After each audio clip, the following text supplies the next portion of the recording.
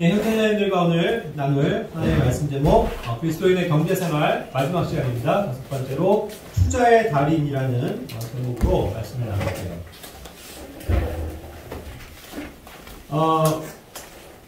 우리가 이제 이제 마지막 시간입니다. 그래서 오늘날 이제 부를 축적하려고 욕심을 내다가 오히려 잘못 투자를 해가지고 망하는 사례들이 굉장히 많이 있죠. 최근에도 저도 어떠한 내용인지 잘은 모르겠습니다만 임창정이 연루된 무슨 주가 조작 그런 게 뉴스에 뜨더라고요. 그래서 많은 사람들이 이제 주가를 조작해서 어떤 사람들이 이제 이득을 보고 어떤 사람들이 피해를 보고 그래서 완전히 그냥 투자한 금액을 폭망하게 되고 그런 사례가 있다라고 들었습니다. 이와 같이 어쨌든 사람들이 많은 경우 이제 돈을 욕심을 내다가 어딘가에 투자를 하고 주식을 투자를 하고 하다가 완전히 이제 완전히 망하게 되는 그러한 일들이 심심치 않게 발생을 하고 있죠. 그래서 우리는 이런 면에서 항상 주의를 기울여야만 합니다.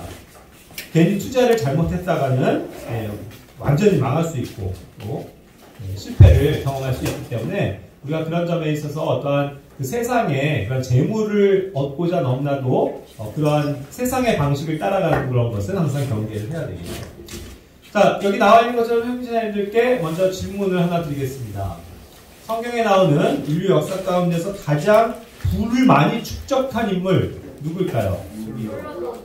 예? 솔로몬, 욥. 네. 솔로몬, 욥. 아닙니다. 누굴까요? 정답은 요셉입니다. 제 아무리 욥이 거부였고 또 솔로몬을 얘기했더라도 왕국에 그냥 물론 이제 엄청난 부를 축적했었던 건 맞죠. 왕으로서. 그런데 요셉을 따라갈 자는 없습니다. 창세기 47장 말씀에서 쭉 이렇게 읽어보면 요셉은 엄청난 정말 물론 이제 그것이 자기의 재산이라고 할 수는 없지만 나라에 귀속을 시키신 거잖아요. 파라오를 위해서 어마어마한 돈을 벌어들인 인류 역사 가운데 가장 부자였던 사람입니다. 그것이 확실해요. 왜냐하면 47장 14절에서도 모든 이집트에 있는 돈을 다 거두어 들였다고 했습니다. 모든 돈을요. 또 모든 가축들을 다 소유하게 되었습니다. 20절에서 모든 이집트의 땅을 그가 소유하게 되었습니다. 그렇게 해서 땅의 모든 땅들이 파라오의 그 나라의 귀속이 되어버렸던 거죠. 그것도 모자라서 모든 백성들을 종으로 삼아서 그죠? 그들에게 거둬들인 그 땅을 오히려 이제 경작하게 만들어서 소작농이죠. 그렇게 시켜서 또 거기에서 많은 재물을 얻게 되는데 매해 소출의 자그마치 5분의 1을 즉 20%의 세금을 거둬들입니다. 그렇게 해서 25절에서도 얘기하는 것처럼 이집트에 있는 모든 사람들이 파라오의 종이 되어버린 겁니다. 그리고 그것뿐만이 아니라 그 인근에 있던 수많은 지금 기근을 겪고 있는 나라들이 다 이집트로 몰려와서 돈을 내고 가축을 바꾸고 해가지고 곡식을 사는 거예요. 그래서 그냥 창고가 어마어마하게 부흥을 하고 돈도 어마어마하게 긁어모으는 그런 거죠. 그 당시 이집트가 어떤 나라였습니까? 지금으로 따지자면 이집트는 어느 나라 정도에 해당될까요? 최소한 미국 정도는 되는 최고로 강성한 국가고 가장 큰 강력한 왕국입니다. 그런 나라에서 모든 재산을 다 싹쓸이 국유화 시켜버린 거예요. 국유화. 개인 소유가 없어요. 다 종이에요. 그 정도로 돈을 쓸어 모은 겁니다. 그렇죠? 그런데 이것은 이제 하나의 사건이 이제 계기가 되는 거죠. 이걸 가지고 이제 이거 매점매석이 아니냐 그렇게 갖고 그냥 그렇게 돈을 긁어모은 거 아니냐라고 하지만 사실은 그에게 있었던 앞으로 있을 일에 대한 선견 때문에 이러한 부의 축적이 가능했던 것입니다. 14년 후에 어떠한 일이 있을 거라는 거. 그동안 앞으로 이제 14년 동안 어떤 일이 있을 것이라는 것을 그가 정확하게 예측했기 때문에, 정확하게 알았기 때문에 그는 이에 따라서 재물을 모을 수 있었다 이 말입니다. 결국 어떻게 되죠?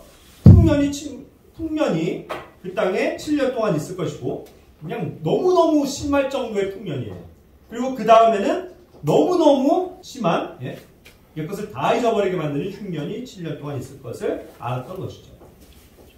그렇죠?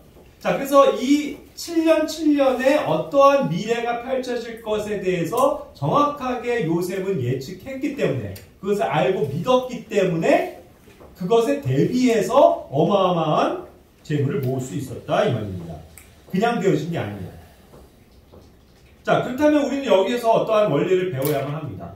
7년 동안 이 세상에는 엄청난 풍년이 들었어요. 매해 막 풍년이 되니까 사람들 어떻게 되겠습니까? 신이 나죠. 벌써 좋다 하면서 그냥 이렇게 농사도 잘 되고 막 먹을 게 너무 많고 막 풍족해서 남아 돌고 막 모든 사람이 행복을 누리는 그때죠. 그렇죠? 그런데 요셉은 그때 뭐 했을까요? 그때 오히려 이 사람은 그 풍년을 즐기지 못했어요. 오히려 그 7년 동안 어떻게 했습니까? 제가 표현했지만 적자를 봤다고요. 적자. 남들은 다 풍년을 누리고 있는 그때에 적자를 봤다고요. 왜요? 그때야말로 앞으로 또 이것이 이후에 흉년이 있을 것에 대비해서 식량들을 모아야 되는 때였단 말이에요. 그렇죠? 그러니까 그 풍년 때 누리고 쓰고 하지 않고 오히려 이집트에 있던 모든 재물들을 다 활용해가지고 수많은 재물들을, 곡식들을 모은 거예요. 오히려 쓸데없이 창고들을 막 엄청나게 짓고 그 안에 막 차곡차곡 이제 곡물들을 저장을 해놓기 시작한 겁니다. 그러니까 남들은 거기에서 풍년을 누리고 풍족한 삶을 사는 그때에 요셉과 그 이집트는 오히려 역행을 했다는 거예요. 그렇게 해서 가난한 삶으로 오히려 치닫게 되었습니다. 자, 이것을 시기하고 대적하는 얼마나 많은 사람들이, 정치의 고위 관료들이 손가락질을 하고 요셉을 욕했겠습니까? 파라오의 바로 밑이 되었기 때문에 뭐라고 할 수는 없지만 하는 짓 영 마음에 안 드는 거예요.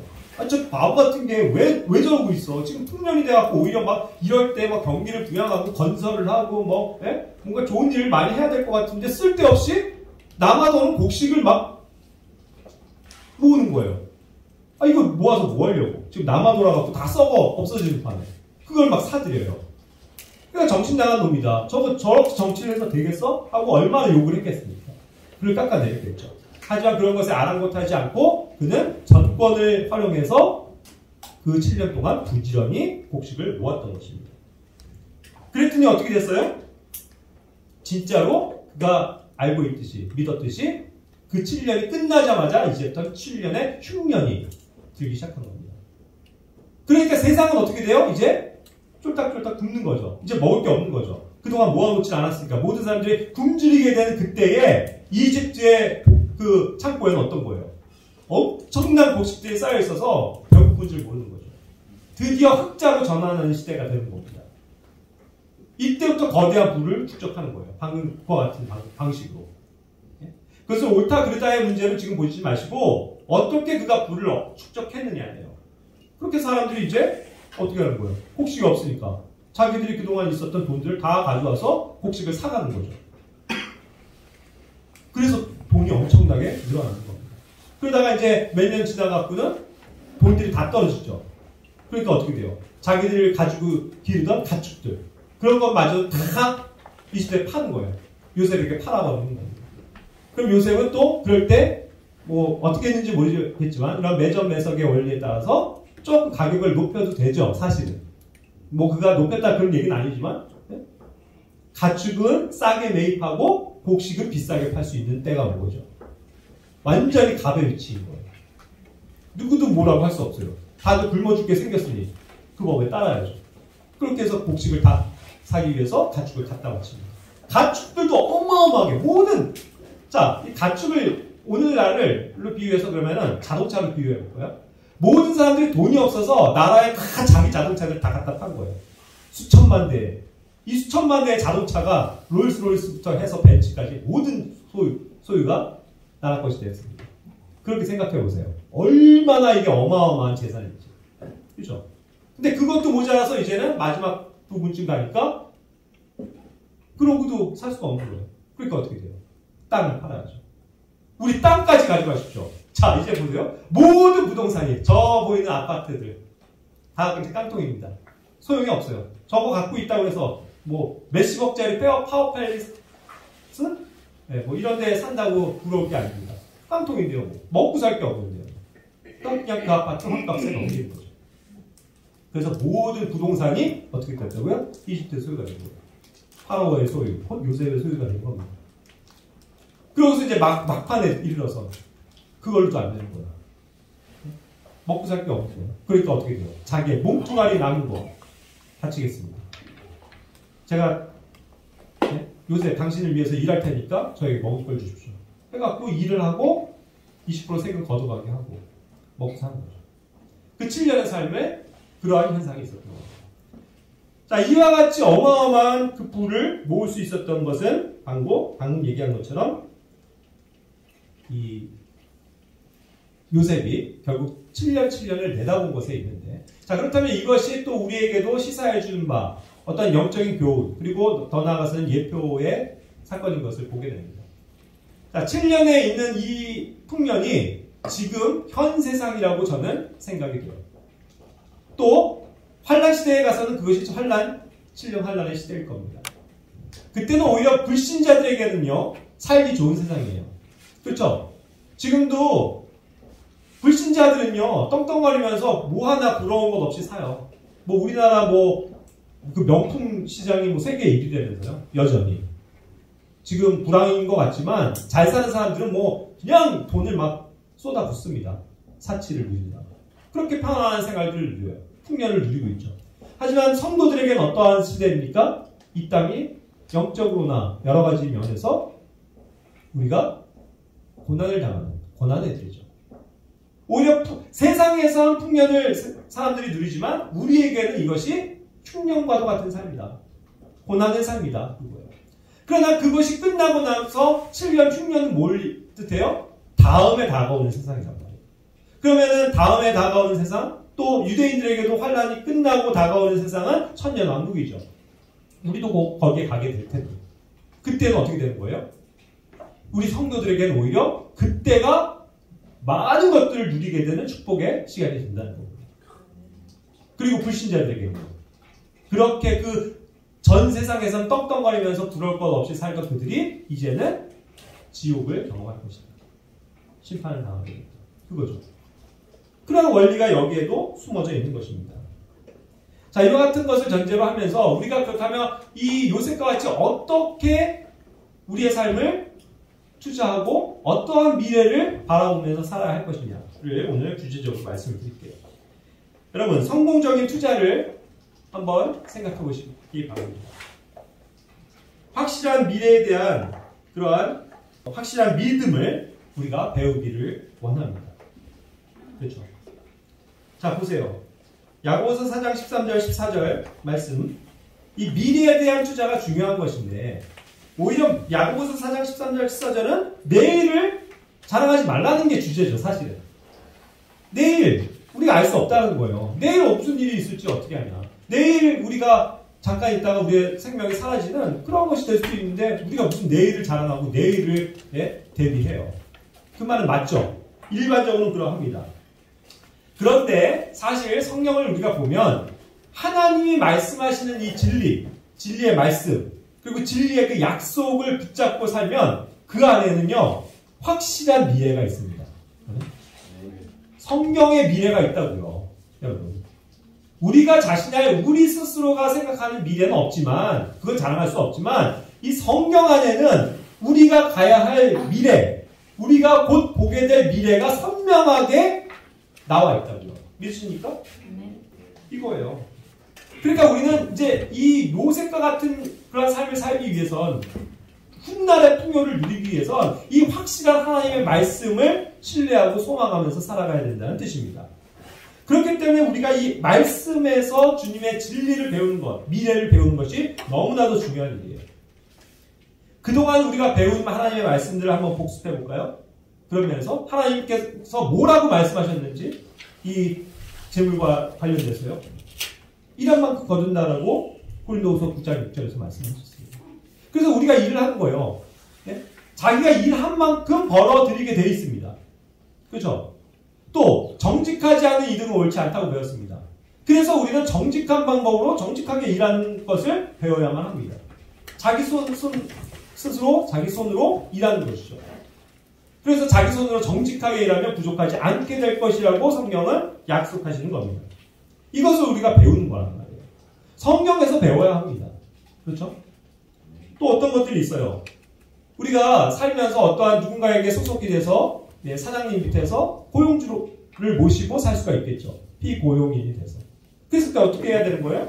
고용주에게 순종하라는 거죠. 사장님에게 순종하라는 원리를 여기서도 배우는 겁니다. 말씀으로. 또한 주님의 선하신 뜻 안에서 건전한 일들을 해야 된다고 말씀드렸습니다. 건전한 직업을 선택해야 돼요. 그렇죠?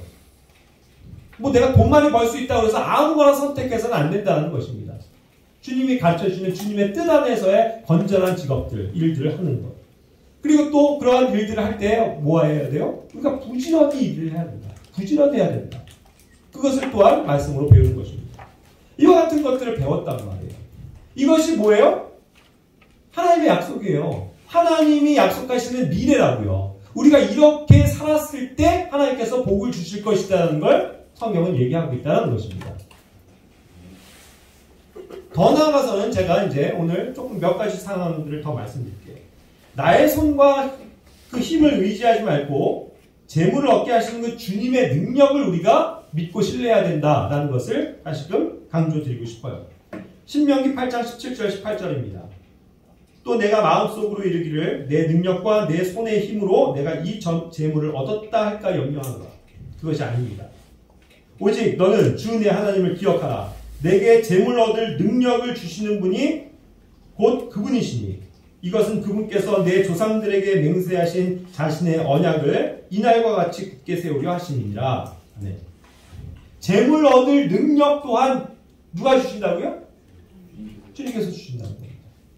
우리가 잘해서 우리의 손으로 우리의 힘으로 이렇게 이뤄냈습니다. 제가 이렇게 해서 성공했습니다. 이렇게 해서 돈을 벌었습니다. 라고 착각할지 모르지만 그것은 우리의 능력이 아니라는 거예요. 우리의 힘이 아니었다는 겁니다. 오로지 뭐예요? 그것 또한 주님의 뜻 안에서 주님이 원하셔서 우리에게 주실 때 가능한 일이라는 것입니다. 여러분. 그래서 하나님의 이것이 능력이지 결코 우리의 능력이 아니라는 거예요. 그러니까 우리가 우쭐대서 안 됩니다. 항상 우리가 주님을 신뢰하고 주님께서 이 일을 하실 수 있다는 믿음을 가져야 한다는 것이죠. 그것이 매우 중요한 일입니다. 그리고 이제 우리가 하나님의 말씀으로 요셉과 같은 지혜를 얻어야 되는데 이러한 이제 원리들을 배워 나갑시다. 재물보다 진리의 그 지혜 그리고 명철을 먼저 구하십시오. 진리를 갖춘 사람이 되십시오. 그러면은 우리가 이러한 면에서 하나님께서 축복하실 것입니다. 열왕기상 3장 11절 말씀에서는 솔로몬에 대해서 얘기가 나와요. 아까 이제 솔로몬도 얘기를 했지만 그렇습니다. 솔로몬도요 굉장히 많은 재물과 부를 명예를 얻은 사람이죠. 후반에 이제 잘못했을 뿐이지만 어쨌든 그에게 하나님께서 많은 축복을 하셨습니다. 그런데 그가 그 점에 있어서 무엇을 구했기 때문에 이와 같은 형통을 누리게 됐다고 성경은 말씀하고 있습니까? 예, 하나님의 지혜를 구했단 말이에요. 지혜와 분별입니다. 지혜와 명철이에요. 그거를 주님께 구했던 것입니다. 다른 것을 구하지 않았어요. 제가 이 나라를 부강하게 해주십시오. 저희에게 형통하게 해주십시오. 강력한 나라게 되게 해주십시오. 이런 걸 구하지 않고 오로지 하나님이 주신 지혜로 제가 살아가면서 백성들 잘 주님께로 인도할 수 있도록 분별할 수 있도록 주님 도와주십시오. 이와 같은 기도를 드렸다는 것이죠. 그것이 주님을 기쁘시게 했던 것입니다. 재물을 구할 수도 있었어요. 명예를 구할 수도 있었습니다. 강력한 힘을 구할 수도 있었어요. 하지만 그는 그런 걸 구하지 않고 주님이 주신 지혜를 구했다는 것입니다. 그래서 지혜가 이 모든 것을 앞서는 거예요, 여러분. 하나님의 지혜를 배우시기 바랍니다. 하나님의 지혜가 있는 자가 정말로 세상을 승리하면서 살 수 있는 것입니다. 그렇죠? 그렇기 때문에 잠언 23장 23절도 우리에게 권면하고 있는 것입니다. 한번 읽어볼까요? 진리를 사되 팔지는 말며 지혜와 훈계와 명철도 그리할지니라. 아멘. 진리를요. 하나님의 그 지혜의 말씀을 어떻게 하라고요? 먼저 사라고요. buy. 사는 게 먼저예요. 사는 거는 어떻게 삽니까, 여러분? 어떻게 사요? 모든 걸 살 때. 값을 치러야죠. 돈을 내야죠. 여기 지금 커피 맛있게 드시는데 이거 그냥 공짜로 얻어왔어요? 아니죠? 돈을 지불했단 말이에요. 지불하니까 내 것이 된단 말이에요. 그렇다고 한다면 여러분들이 진리를 사기 위해서 투자하고 계십니까? 진리를 진짜 사고 있는 거예요? 아니면 그저 그냥 아무 생각 없다가 그냥 얻어 떨어지는 거나 그냥 한번 얻어 먹어볼까 이 생각하는 겁니다. 진리는 사는 거예요, 여러분. 사야 돼요. 그리고 그거를 그 다음에 뭐예요? 팔지 마라. 이거를 자 팔지 말라는 건 뭡니까? 뭘 의미하는 거예요? 일단 사드렸어요. 근데 팔지는 말래요. 그럼요. 그렇죠? 끝까지 가지고 있으라는 얘기예요. 남한테 그게 재산이 된다고 해서 팔지 말라는 겁니다. 그렇죠? 이것을 소중하게 여기고 내 것으로 여기고 그냥 그저 가지고 있으라는 거예요. 왜요? 이것이 나에게 엄청난 이득을 가져다 주니까. 그렇죠? 이것이 나에게 행복을 가져다 주니까. 그것을 파는 그런 어리석은 사람이 되죠. 무가치하고 그 진리를 팔아버린 사람의 예표가 누구예요? 해서잖아요. 자기의 그 소중한 장자권을 뭐예요? 판죽하는 거죠. 무가치하게 팔아버렸단 말이에요. 그래서 그의 인생이 어떻게 됐습니까? 축복과는 상관없는 파멸의 길로 간 거예요. 왜 우리는 그렇다면 그것을 배우지 못합니까? 진리를 사야 한다. 값을 치르고 사야 한다. 제가 그래서 그런 생각도 해봐요. 진리를 사는 일에 우리가 얼마나 노력하고 있나? 여러분, 제가 성경 공부를 수요일에 하는데 이거를 여러분들이 진리를 산다라는 가정했을 때 학원 수강하듯이 좀 높여볼게요, 가격을. 일주일 수강료가 25만 원 해서 한 달이면 100만 원입니다. 100만 원을 주고 성경의 진리를 사기 위해서 내가 성경 공부를 등록을 한다고 쳐봐요. 등록하실 분? 없죠? 주저하죠? 100만 원을 주고 그걸? 그렇잖아요. 자기가 그렇게 값을 투자하려고 하지 않을 겁니다. 그걸 왜 돈 주고 사요? 그거 그냥 교회 가면 다 듣는 거 아니에요? 늘 공짜라고만 생각하죠? 맞아요. 하나님의 은혜는 공짜예요. 하지만 그것을 과정을 보면 그걸 내가 정말 그 진리를 사야 되겠다라고 값을 치러야 되겠다고 하면 희생이 안 필요한 거예요.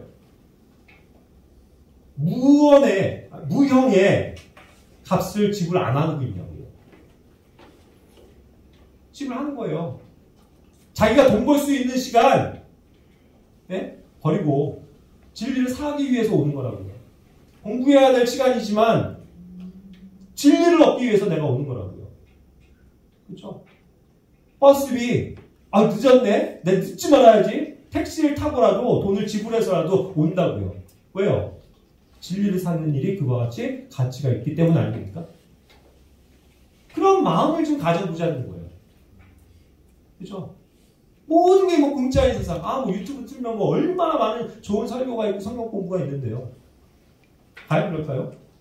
정말 이것을 내가 가치를 두고 투자해서 정말 진리의 말씀을 내가 교회 안에서 배우고자 한다면 어떠한 태도로 우리가 나오게 되겠습니까? 진리를 사야 돼요, 여러분. 이 주님이 말씀하신 바랍니다.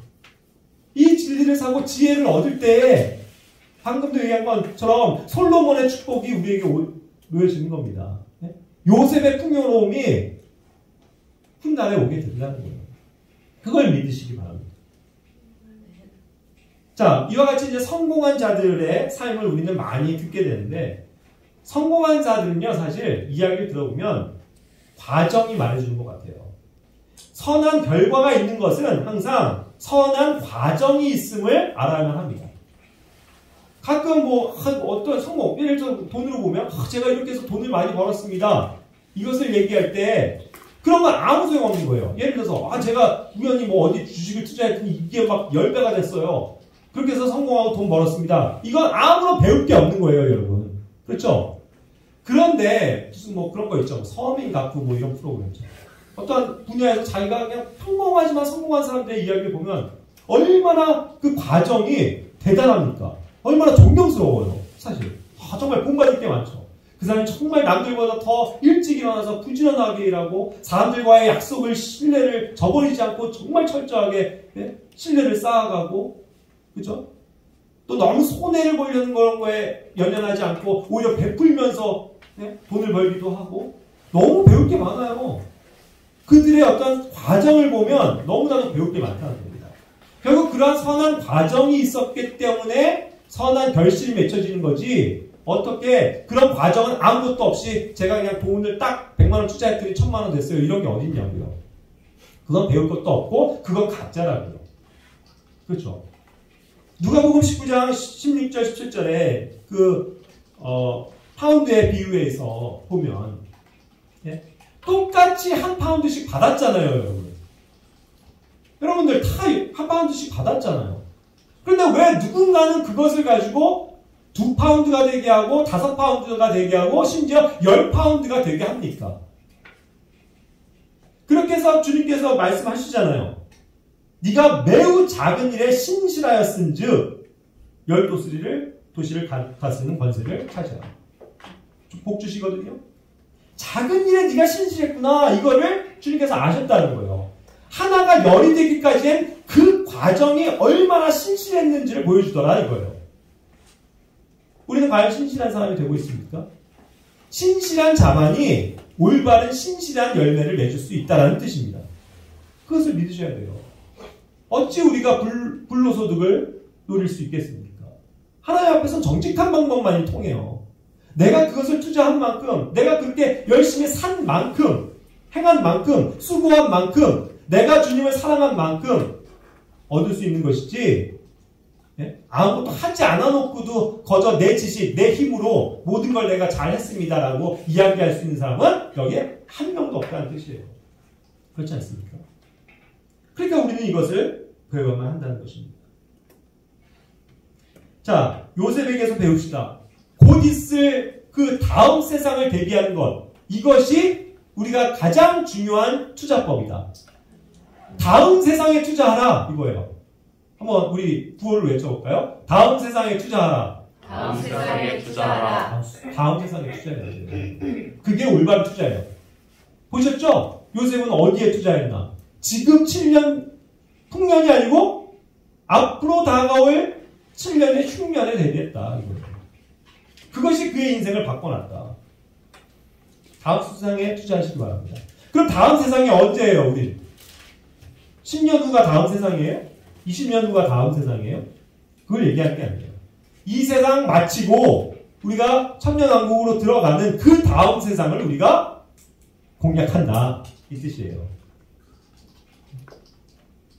그리고 보시기 바랍니다. 이 지금 현재의 세상은 그렇다고 해서 다음 세상과 아무 상관없는 게 아니라고요. 동떨어져 있는, 자, 지금 세상은 이거고 다음 세상은 완전히 다른 거야, 새롭게 포맷되는 거야, 이게 아니라고요. 현재의 세상은 다음 세상으로 그냥 이어져 갈 뿐입니다. 그래서 우리가 영원에 들어가는 거예요. 그래서 현재 세상은 지금 과정인 것이고 다음 세상에서 결말을 보게 돼 있다, 이 뜻입니다. 이것이 하나의 연속성 가운데 있어요. 여러분, 내가 구원받았죠? 그럼 구원받은 그때부터 우리는 어디로 들어가는 겁니까? 다가올 세상, 영혼에 들어가는 거예요. 아멘? 얼마나 놀라워요. 우린 그래요. 우리 은혜의 시대에 사는 성도는 그런 축복을 누리는 사람이라고요. 믿는 그 순간 이미 영원이 보장되어 있다. 영원으로 가는 중이다. 그러니까 연속성이라고요. 지금 이 땅에서의 삶이 곧 영원 세계에 이어진다, 이 뜻이라고요. 우리가 그걸 배워야죠. 그래서 이 미래에 투자해야 되는데 그 미래가 뭡니까? 마태복음 6장 19절부터 21절에서 얘기하는 것처럼 자기의 모든 보물, 보화를 쌓아두긴 쌓아둬야 되는데 어디에 쌓아둬야 되는 거예요? 예, 이 땅에 쌓아놓지 말고 예? 자기 지금 금고, 자기 통장에 그냥 쌓아놓으려고 하지 말고 부동산에 쌓아놓으려고 하지 말고 다가올 세상에 하늘나라 거기에 쌓아두라는 말입니다. 그렇게 해서 그 보물을 하늘에 쌓아두게 되면 우리의 마음도 어디에 있게 된다는 거예요? 하늘에 있게 된다는 거예요. 그럼 더 이상 땅을 쳐다보지 않게 된다는 얘기입니다. 더 이상 과거에 연연하지 않는다는 거예요. 미래를 향해서 이 하늘에 쌓아놓는 나의 보상, 나의 보물, 그거에 가치를 두고 기뻐서 저 앞을 바라보며 하늘을 바라보며 살 수 있게 된다는 것입니다. 우리가 그러하길 원해요. 다음 세상에 투자해야 돼요, 여러분. 그래서 이 확실한 투자법에 대해서 말씀을 드리겠습니다. 확실한 미래에 투자하기 위해서 우리는 올인 할 줄 알아야 됩니다. 올인. 올인이 무슨 말인가? 사실 영어에 정확한 사전은 없던데 그런 데서 유래해서 많이 쓰는데요. 올인 드라마도 있지만 사실 조금 그렇긴 하지만 도박을 할 때도요. 배팅을 할 때 올인 하면 나의 전 재산을 거기에 거는 거예요. 투자하는 거죠. 이게 내가 확실한 승패가 있다. 게임을 하는 사람들한테 포커를 하는데 그걸 확률은 정말 적지만 예를 들어서 제일 높은 게 뭐죠? 로얄 스트레이트 플러시 그거죠. 진짜 나오기 힘들. 그죠? 그 패를 딱 잡았다고 쳐봐요. 벌벌 떠면서 어떻게 하는 거예요? 깜짝 놀라서 포커 페이스가 있겠죠. 표정을 싹 감추면서 이러면서 나 완전산 투자할래. 투자하죠. 거기에 배팅을 하는 거예요. 올인 하는 거예요. 했을 때 사람들이 따라왔을 때 딱 했을 때 사람들이 깜짝 놀라서 거기는 모든 재물을 자기가 다 긁어모으는 거죠. 올인하는 거예요. 올인. 투자. 저는 그것을 여러분들이 성경의 지혜를 통해서 발견하길 원합니다. 제가 누누이 그것을 말씀드리고 싶은 거예요. 여러분 그냥 하나의 예를 들어봅시다. 제가 그럴 능력이 있는 사람도 아니지만 예를 들어서 제가 만약 어떠한 일을 지금 알아서 굉장히 이 사업에 투자하면 여러분들이 굉장히 우리가 돈을 벌 수 있다고 쳐봅시다. 최소한 자기가 투자한 거에 역시 오늘날 이제 투자 사기도 그렇지만 그거에 한 2배는 최소한 2배는 얻을 수 있다고 친다고 쳐봐요. 좀 약한가? 한 10배. 자, 100만 원만 투자하면 동문형제 100만 원만 투자하면 1000만 원 벌 수 있어. 이런 것을 누군가가 확실하게 믿을 수 있는 사람이 얘기해줬다고 쳐봐요. 진짜 사기치려는 게 아니고 진심으로 마음을 다해서 믿으세요? 저를? 아예 좀 믿어주세요. 내가 거짓말하고 그런 사람 아니잖아. 교회 안에서. 그쵸? 교회 장로로서 감독으로서 제가 거짓말 하겠어요. 진짜라니까요. 제가 알고 있는 이 사업에요. 진짜 별거 아닌데 투자하면요. 1000만 원이 될 수 있대요, 여러분. 그러면서 여기서 10배 투자를 성공할 수 있으니까 투자하라고 한다면 저를 신뢰하는 사람들은 누군가가 투자할 수 있겠죠. 진짜 믿는다면. 우리 가족들도 그렇고. 투자하실 분? 맞습니다. 네. 이렇게 찬영이 형제처럼 순진한 사람들이 이제 넘어오게 되겠죠. 자, 어쨌든 자, 그렇게 해서 정말 확실한 거라고 하면 정말 믿을 만한 정보고 정말로 그렇다라고 하면 누가 투자 안 하겠습니까? 투자하겠죠. 그와 같이 뭔가 확실한 이게 사업이다, 확실한 미래성이 있다, 투자 가치가 있다라고 하면 투자할 수 있는 게 우리예요, 사실은. 그와 같은 식으로 제가 이제는 돌아와서 그런 것을 진짜 진심으로 말씀드리겠다는 거예요. 확실하게 여러분들이 수많은 보상을 얻을 수 있는 방법이 있습니다. 제가 지금 그거를 말씀으로 말씀드리는 거예요.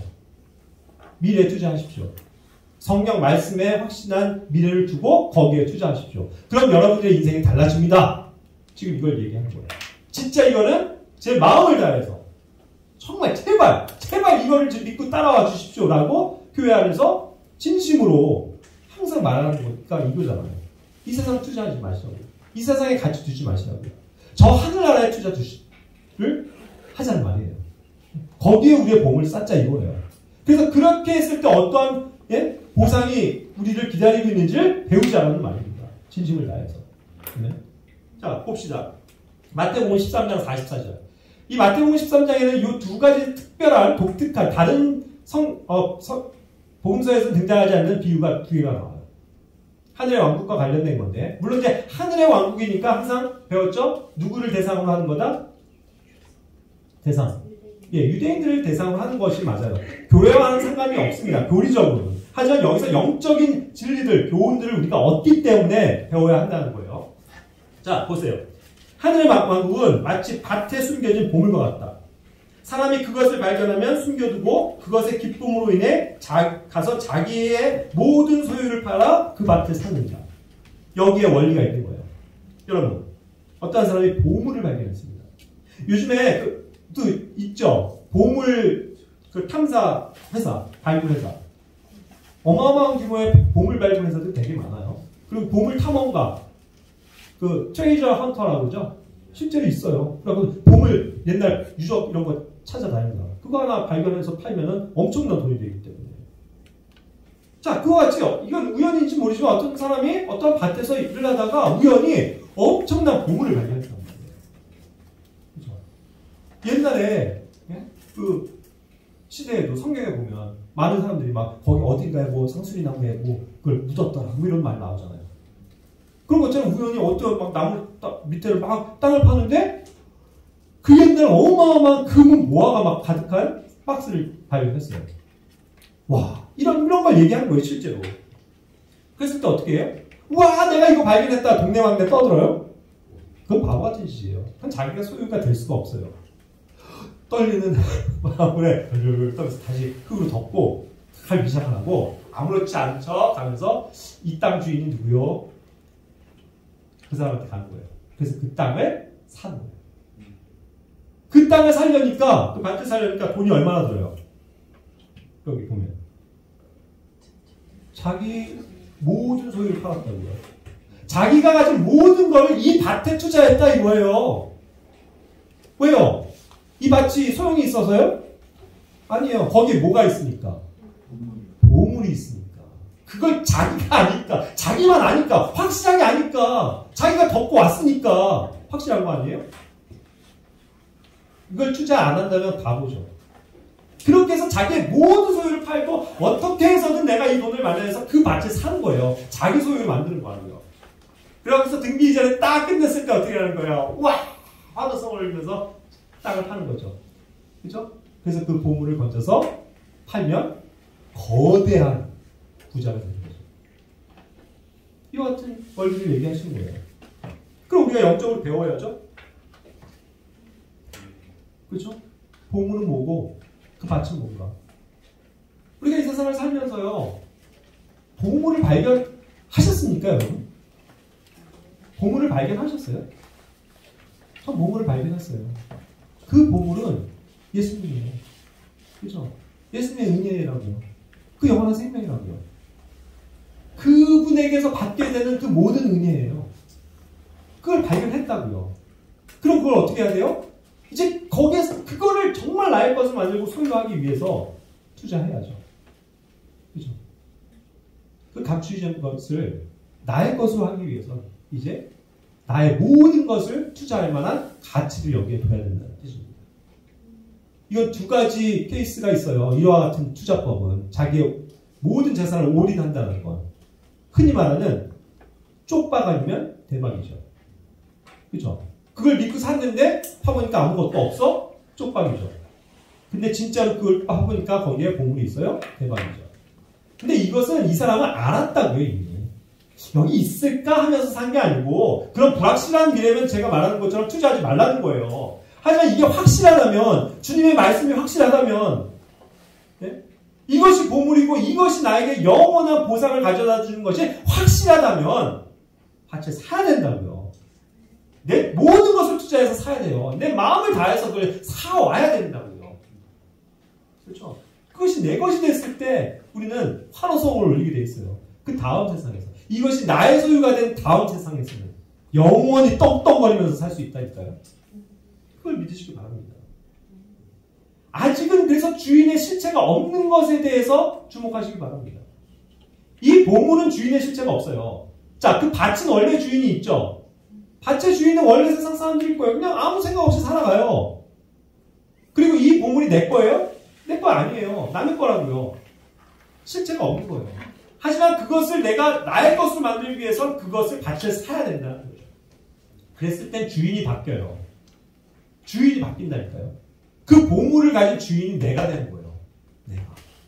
여러분, 나 자신 보면 뭐 초라하고 별 볼 일 없는 것 같지만 내가 그 하나님께서 주시는 보물을 발견하고 그것을 산 사람이라면 이제 누리게 될 영원한 세상이 곧 도래하게 된다는 사실을 꼭 믿으시기 바랍니다. 그 말씀에 이어지는 비유가 이거예요. 마태복음 13장 45절 46절. 이번에는 말합니다. 하늘의 왕국 마치 좋은 진주를 구하는 상인과 같다. 그가 매우 값진 진주 하나를 발견함에 가서 자기의 모든 소유를 팔아 그 진주를 샀느니라. 동일한 원리죠. 자기의 모든 소유를 팔아서 그 진주를 샀다. 자, 이번에는요. 좋은 진주를 구하고 있었어요. 진짜 좋은 진주를 구하고 있었단 말이에요. 근데 그걸 발견했어요. 진짜 좋은 진주를. 그래서 그거를 산다. 그게 자기의 재산에 뭐 조금 팔아가지고 살 수 있는 정도면 부담 없이 사겠지만 이것도 역시 뭐예요? 이건 너무나도 매우 값진 진주였기 때문에 아무나 구할 수 없는 거였기 때문에 이것을 사기 위해서 어떻게 하는 거예요? 역시 전 재산을 거기에 투자하는 거죠. 자기의 모든 소유를 팔아서 그 진주 하나를 샀다. 남들은 얘기할지 몰라요. 저 바보같이 자기의 그 많은 재산을 왜 그 진주 하나 사려고 저렇게 안달받고 하냐? 할지 모르지만 우린 그 진주를 사야 될 줄로 믿습니다. 진주와 같은 그 하나님의 말씀, 보배, 그 주님을 우리가 우리의 것으로 소유해야 된다는 뜻이에요. 근데 왜 여기서 진주일까? 그래서 한번 찾아봤어요. 진주는요, 의외로 구약 성경에서는요, 딱 한 번 진주라는 말이 나와요. 어디에서? 더군다나 구약 율법 시대와는 상관없는 욥기에서. 그러니까 유대인 전통 구약 시대의 율법 시대의 그 유대인들에게는 진주는 그렇게 값진 것이라든가 또 별로 그렇게 그 가치가 그 당시로서는 통용이 안 되는 그냥 그런 거였다는 거죠. 왜 그러냐면 이 진주는 어디서 얻어집니까? 바다에서 얻어지죠. 바다의 조개에서 나오는 건데 그들은 물론 이제 서쪽으로는 바다가 있지만 대부분 척박한 게 땅을 일구면서 살았던 거잖아요. 거기서 양치면서 살았던 거 아니에요. 그러니까 그들은 그렇고 광물에서 얻어지는 보물들. 그래서 구약의 금, 은, 여러 가지 보석들은 굉장히 질비합니다. 그런 것들이 굉장히 가치가 있게 여겨졌던 건데, 그러니까 바다에서 나는 조개는 뭐 그 당시에 그렇게 이렇게 중요한 거라고 생각을 안 했던 것 같아요. 그런데 이것이 신약으로 오면서 마태복음에서 복음서에서는 세 구절이 등장을 하고요. 디모데전서에서 한 구절. 값비싼 진주로 치장하지 말라는 여자들에게 당부하는 그때 한번 나오고. 그 다음에 그 정말 화려한 진주가 이제 결국 새하늘과 새 땅 거기까지 연결되죠.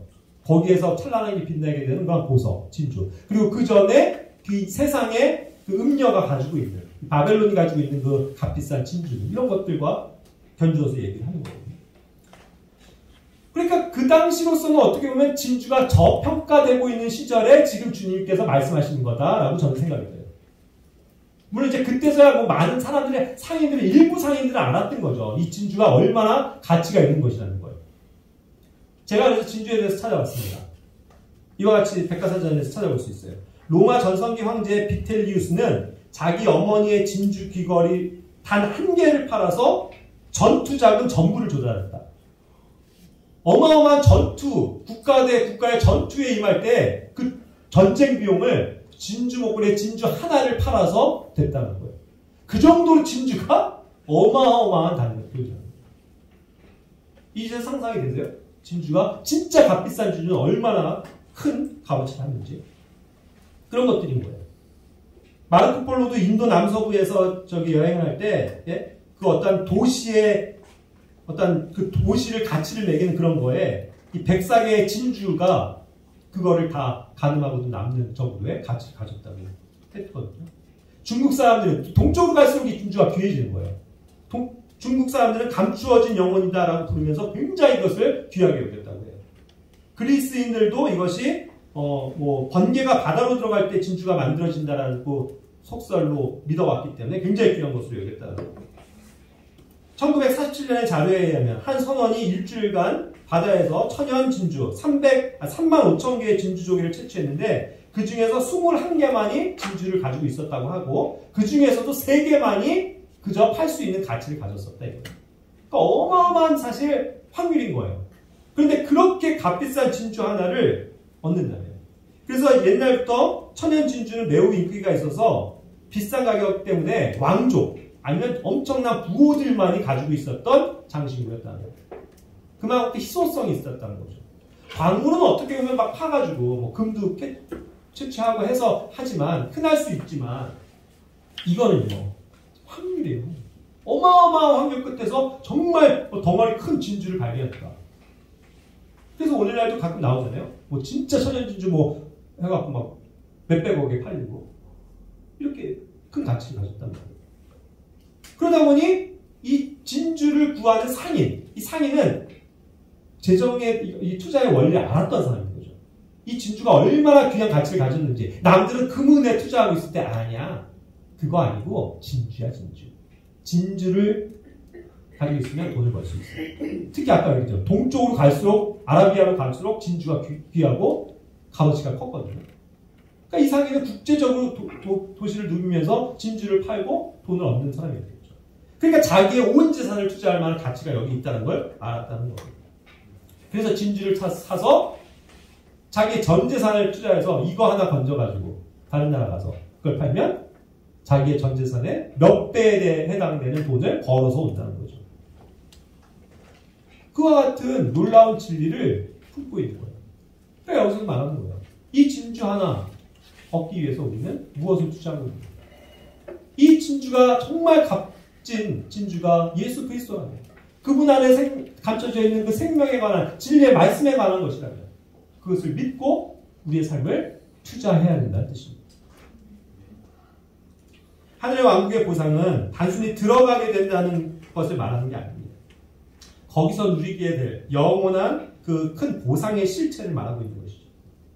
그래서 천년왕국은 사실 물리적인 왕국과 그 영적인 왕국이 같이 있는 거예요. 물질적인 왕국이 실제로 존재하면서 영적인 왕국도 있는 겁니다. 그걸 우리가 다스리게 되는 거잖아요. 그렇죠? 그렇다고 본다면 이 물질, 천년왕국에서 또 얻게 되는 게 우리가 물질이라고요. 우리는 어떤 물질이 이제 주어져요? 도시잖아요. 도시, 시티. 그것도 물질적인 거라고요. 그러한 어떠한 어마어마한 도시를 다스릴 수 있는 그러한 권한, 통치권, 그것이 지금 이 세상에서 내가 무엇에 투자했느냐에 의해서 얻어지게 되는 거라니까요. 우리가 지금은 다 똑같은 상황이에요. 현재 자녀들이나 저나 뭐 별반 차이 없어요. 아니야. 이렇게 보이는 거가 다 별거 없죠. 근데 아니라 근데 하늘나라 가면 완전히 다른 세상이 되니까요. 막 누군가는 막 찬란하게 빛나면서 엄청난 보상을 받고 살아가는 사람이 있는 반면 어떤 사람은 그냥 이 땅에서 그냥 무난하게 그냥 뭐 적당히 하면서 살아왔던 어떤 그리스도인들은 별로 거기서 빛을 못 보게 될 것이다. 이거예요. 성경이 가르쳐주잖아요. 그럼 뭐예요? 내 삶의 모든 걸 걸고라도 투자할 만한 가치가 여기에 있는 거 아니냐는 거예요. 여러분. 전 그렇게 해서 우리의 생각과 마인드가 바뀌길 원합니다. 저도 부족하지만 전 그 마인드 가지고 살아가는 거예요. 그 마인드 가지고 여러분들에게 힘써 가르치는 것입니다. 우리 거기에서 누립시다. 이 땅 아무 가치 없어요, 사실. 여기서 뭐 성공하고 여기서 조금 돈 많이 버는 게 뭐가 그렇게 중요합니까? 내가 정말 나에까지 모든 것을 들여서 내가 헌신해서 주님을 기쁘시게 해서 거기서 영원한 것들을 보상들을 얻는 게 현명한 거 아니냐. 그래서 주님이 주실 이러한 보상에 우리가 관심을 두고 투자하기를 원합니다. 히브리서 11장 26절 말씀 읽고 마칠게요. 다 같이 읽읍시다. 또 그리스도의 치욕을 이집트의 보화보다 더 큰 재물로 여겼으니 이는 그가 주께서 보상으로 보답해 주시는 일에 관심을 두었기 때문이다. 아멘. 우리의 관심은 무엇입니까? 이 세상에서의 보화입니까? 이 세상에서의 재물에 관심을 두고 살아가세요? 내가 이 땅에서 잘되고 이 땅에서 성공해서 이 땅에서 돈 많이 버는 것에 목적을 가지고 살고 계십니까? 그런 거 아무것도 아닙니다. 그것보다도 오히려 내가 그리스도로 인해서 받는 그 치욕, 고난을 오히려 감사하면서 살아갈 때에 그것이 가져다주는 영광은 이루 헤아릴 수 없기 때문에 주님께서 그것으로 인해서 나에게 주실 보상은 너무너무 큰 것이기 때문에 거기에 관심을 둬야 된다. 그것을, 그 가치를 알고 순종하는 삶을 살아야 된다. 이것을 말씀드리는 것입니다. 어차피 우리는 지금부터 영원히 살게 될 사람들입니다. 그렇죠? 그 영원으로 들어가게 되는 게 이제 곧 있을 일인데 그때 받을 보상을 인정하게 해주는 것은 지금의 삶입니다. 경제적인 보상, 물질적인 보상, 또 통치적인 보상, 어떤 위치적인 보상은 지금부터 영원까지 있게 될 것이고 결코 허구가 아닙니다. 허구가 아닙니다. 진리의 말씀이 갖춰주시는 확실한 약속인 것을 믿으시기 바랍니다. 기도하고 마칠게요.